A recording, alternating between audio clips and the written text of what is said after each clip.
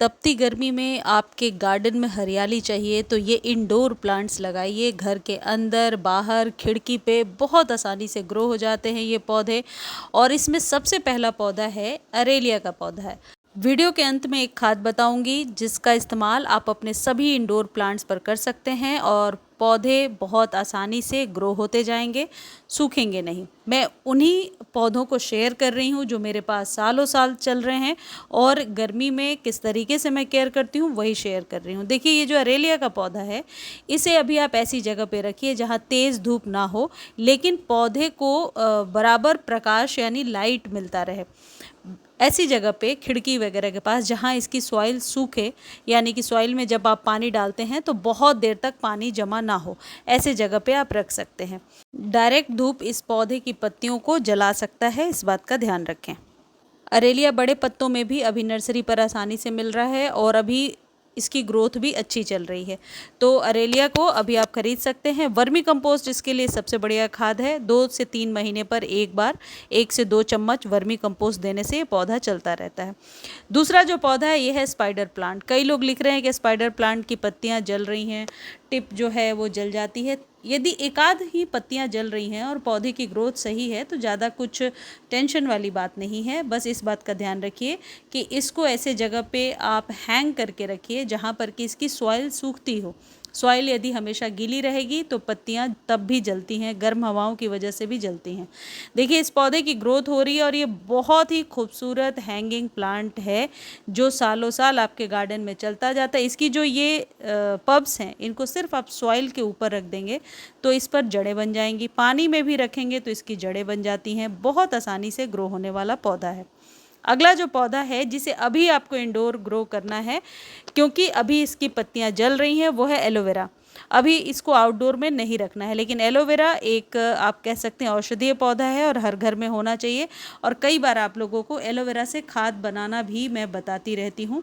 तो एलोवेरा की एक छोटी सी पब्स भी अभी बरसातों के पहले आप ला करके और लगा लीजिए। आप चाहें तो 5 से 6 इंच के कंटेनर में भी लगा सकते हैं। 10 से 12 इंच के कंटेनर में भी बहुत आसानी से ग्रो हो जाता है। अगला जो पौधा है ये है जेड प्लांट। ये तो आपके घर में ज़रूर होना ही चाहिए। जेड का जो पौधा है, इसकी 1 या 2 वैरायटी आपको नर्सरी पर मिलती है। इसमें छोटे पत्तियों वाला जो पौधा होता है जिसे एलिफेंट बुश के नाम से जानते हैं, इसकी बड़ी पत्तियां क्रैसुला हो जाती हैं।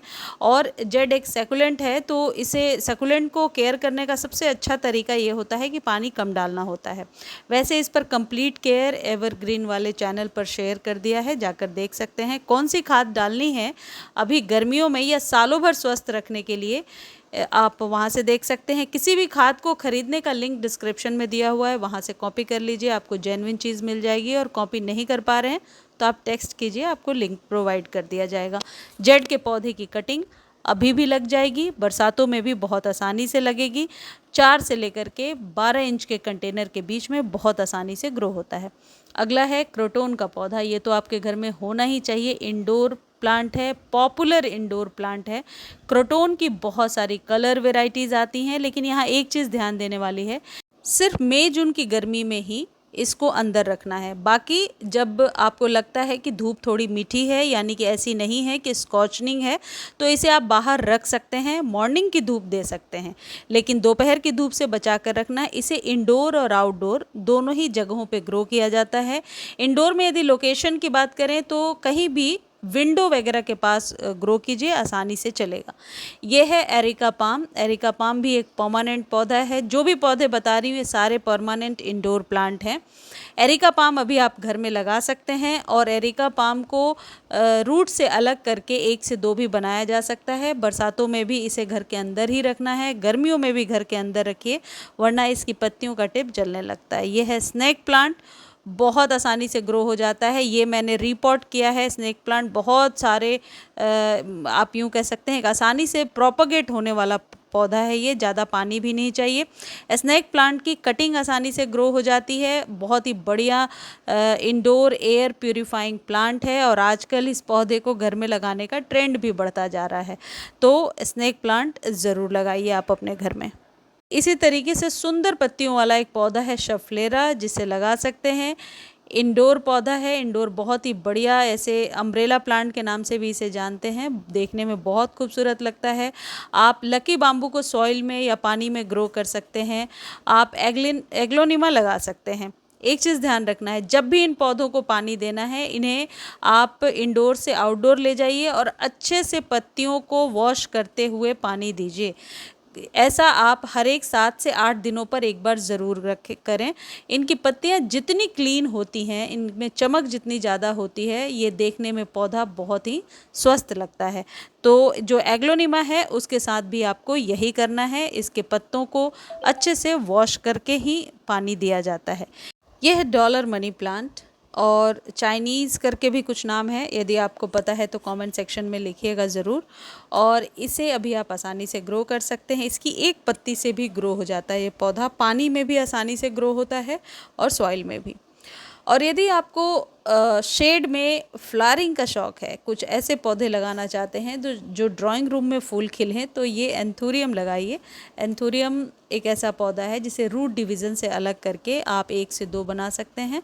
और इसके 3 से 4 कलर्स नर्सरी पर आपको मिलेंगे। 200 से 250 रुपीज़ के बीच में मिलता है।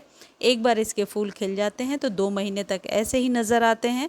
एंथूरियम एक बहुत ही ज़्यादा लोकप्रिय पौधा है, पसंद किया जाने वाला पौधा है। देखने में बहुत ही खूबसूरत लगता है। बस इस चीज़ का ध्यान रखना है कि इसको गर्म हवा नहीं लगनी चाहिए। इसको धूप में कभी भी नहीं रखना है, पूरे साल में कभी भी धूप में नहीं रखना है। लेकिन गर्मी में वाटरिंग डेली कीजिए। अगला पौधा है सिंगोनियम। सिंगोनियम में बहुत सारी वैरायटीज़ हैं। ये छोटी सी कटिंग कहीं से ला करके लगाया है मैंने। कटिंग से भी ग्रो कर सकते हैं। इंडोर बहुत ही बढ़िया चलता है। सिंगोनियम को लगाइए। आप मनी प्लांट की किसी भी वैरायटी को लगा सकते हैं। और ये जो पौधा दिख रहा है ये लकी बाम्बू है। वैसे कई लोग कह रहे हैं ड्रेसिना है, लेकिन लकी बाम्बू बोल कर लिया है मैंने। ये जो पौधा देख रहे हैं ये डेविल्स बैकबोन का पौधा है। शेड में बहुत ही बढ़िया से चलता है। इसे आप अंदर रख सकते हैं घर के, या फिर मेन गेट पर रख सकते हैं। इस पौधे को धूप की ज़रूरत नहीं है। अगला है ये ड्रेसिना का पौधा। ड्रेसिना की एक वैरायटी है। इसे धूप की बिल्कुल ज़रूरत नहीं है। धूप में इसकी पत्तियां 1 से 2 दिनों में ख़राब हो जाती हैं। हालांकि ओवर वाटर करने से भी इसकी पत्तियां ख़राब हो जाती हैं। सॉइल देखिए जिस तरीके का दिख रहा है, ऐसे ही रखना है। ये जो जितने भी पौधे आपको दिख रहे हैं ये सब 5 से 6 इंच के कंटेनर में, 6 इंच से बड़े कंटेनर में ना लगाएं। इन पौधों को आप कटिंग कर सकते हैं बरसातों में। जिजी प्लांट लगाइए। बहुत ही लोकप्रिय इंडोर प्लांट है और जिजी प्लांट के लिए कोई ज़्यादा केयर करने की ज़रूरत नहीं है। स्लो ग्रोइंग प्लांट है। पान का पौधा लगा सकते हैं। 50 रुपीज़ में अभी नर्सरी पर मिल रहा है। पान के पौधे को भी धूप की ज़रूरत नहीं, इंडोर भी ग्रो हो सकता है। हैंगिंग बास्केट के लिए यदि कोई पौधा ढूंढ रहे हैं तो one of the best plant है। हैंगिंग बास्केट के लिए लगा सकते हैं। रबर प्लांट लगाइए। इंडोर बहुत ही बढ़िया चलता है। और आप जैसा मैंने पहले भी बताया, मनी प्लांट की किसी भी वैरायटी को लगा सकते हैं। ये जितने भी पौधे हैं इन्हें बरसातों के पहले एक बार आप ह्यूमिक एसिड, जो कि बहुत आसानी से नर्सरी पर भी मिल जाएगा, लिंक भी डिस्क्रिप्शन में दे दिया है मैंने, 1 चम्मच, कम से कम 4-5 गमलों के लिए आपको 1 चम्मच ही लेना है। और 1 लीटर पानी में घोलिए। 1-1 गिलास सभी पौधों को दे दीजिए। और इसे 3 महीने में एक बार देना है। इंडोर प्लांट को कोई बहुत ज़्यादा खाद देने की ज़रूरत नहीं होती है, लेकिन ये जो ह्यूमिक एसिड है ये इंडोर प्लांट्स पर बहुत ही बढ़िया काम करता है। ये 3 महीने में एक बार आपको देना है। इससे मिट्टी की उपजाऊ क्षमता बढ़ जाती है और पौधा बहुत ही बढ़िया ग्रो करता है। मुझे उम्मीद है ये वीडियो आपको बहुत अच्छी लगी होगी। वीडियो अच्छी लगती है तो चैनल को लाइक, शेयर, सब्सक्राइब कीजिए। और इस वीडियो को आप फेसबुक पर भी देख सकते हैं। फेसबुक पर देखने का लिंक डिस्क्रिप्शन में दिया हुआ है। धन्यवाद।